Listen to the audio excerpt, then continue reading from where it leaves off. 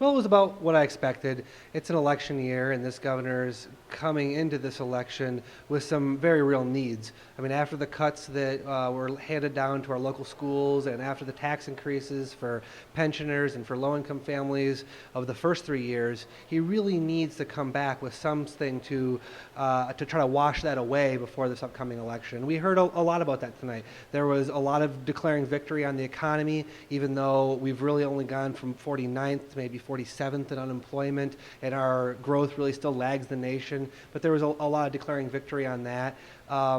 There was talk about wanting to support education, and I'll give the governor a lot of credit on early childhood education. He really has increased funding for early childhood education, and that's desperately needed.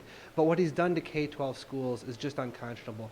We have struggling school districts across the state that are packing more and more kids in a classroom, 40, 50. That doesn't work. We know it doesn't work, and it's because Lansing is just starving our local districts of the resources they need to drive successful communities with high property values and an opportunity to draw new jobs and new business to their area. So that's what the governor is really leaving out, is the story of what happened over the last 3 years. He's hoping that some of the positive indications of the economy because of the auto industry rolling back will allow him to wash away the bad taste of all those cuts and all those tax increases. I would also say that the governor really left out higher education, which I think is a big mistake. Obviously, I represent Ann Arbor, home of the University of Michigan, one of the best institutions of higher learning in the entire world.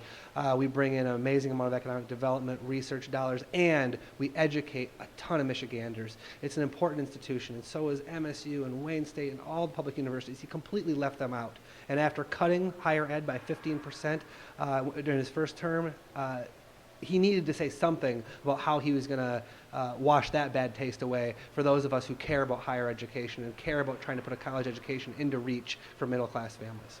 The governor did leave out one other thing, which is that he talked about Meals on Wheels and trying to make that program better and more effective for our seniors. But what he left out was that he took away the charitable tax credit that would go to support organizations like Meals on Wheels. He's cutting holes in the social safety net. He's raising taxes on seniors who are on a pension.